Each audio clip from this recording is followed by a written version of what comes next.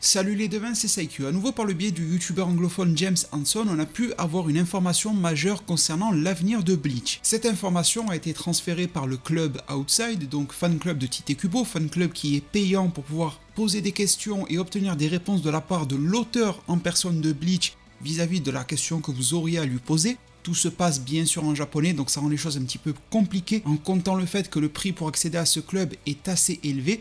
Ça met deux grosses barrières à l'entrée, mais malgré tout, on arrive à récupérer les informations et c'est cool. Et la 115e question qui a été posée à Tite Kubo le 31 mai 2021 consistait à lui dire que le personnage de Byakuya, Kuchiki, a dit et a affirmé à Ichigo, lors de leur combat emblématique à la fin de l'arc Soul Society, que Ichigo serait la seconde personne de tous les temps à avoir vu le Senkei Senbonzakura Kageyoshi.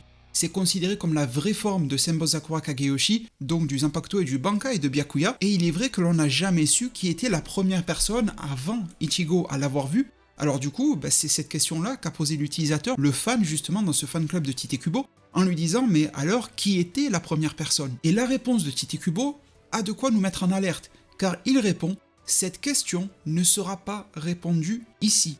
Même si cette réponse ne répond pas à la question qui a été posée, elle sous-entend quelque chose qui, plus qu'un sous-entendu, nous saute aux yeux. Si cette question ne sera pas répondue ici, ça veut bien dire qu'elle a une réponse déjà, et qu'elle nous sera fournie ailleurs, autre part, à un autre moment. Donc cela me permet déjà de faire du lien avec la précédente vidéo du même type que je vous avais proposé par rapport à Kuchiki Rukia.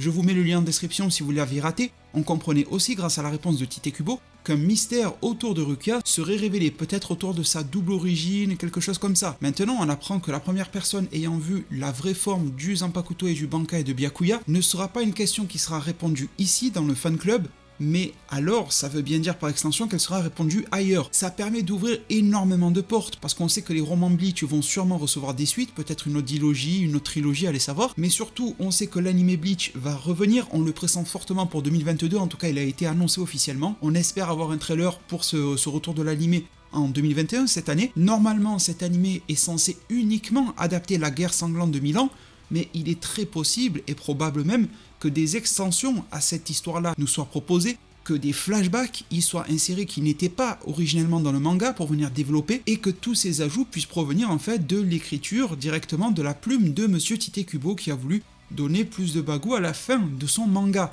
qui manquait quand même en développement. Et du coup, je m'en remets aussi à vous en zone commentaire, parce que depuis, les théories vont extrêmement bon train depuis que cette information nous est tombée dessus. On pensera notamment au père de Byakuya Kuchiki.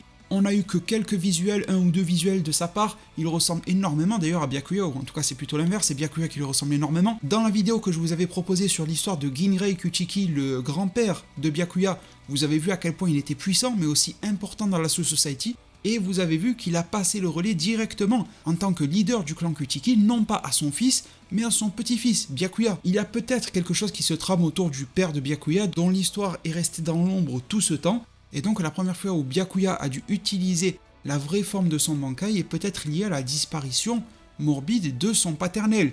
Alors je ne pense pas réellement que Byakuya ait tué son propre père, ça serait une histoire de ouf. Je ne le crois pas trop parce qu'habituellement les Kuchiki s'aiment bien, il y a un profond respect entre les membres des Kuchiki, surtout quand ils sont puissants. On sait que le père de Byakuya était lieutenant sous les ordres de son propre père Ginrei, donc il avait un bon niveau aussi. Normalement, les marques de respect devaient être là entre cette lignée depuis le grand-père en passant par le père jusqu'au petit-fils. Par contre, oui, il y a moyen que Byakuya ait utilisé la vraie forme de son Bankai pour se venger, par exemple, pour rétablir le respect et l'honneur sur sa famille et sur son propre père. Ça veut dire que celui qui l'a tué était quand même très balèze, pour tuer le père de Byakuya, fallait quand même se lever tôt, et donc Byakuya a dû se dépasser lui-même, dépasser son propre père, en obtenant la forme maximale, en tout cas à cette époque-là, de son Bankai, et l'utiliser contre celui qui a tué son propre père en guise de vengeance.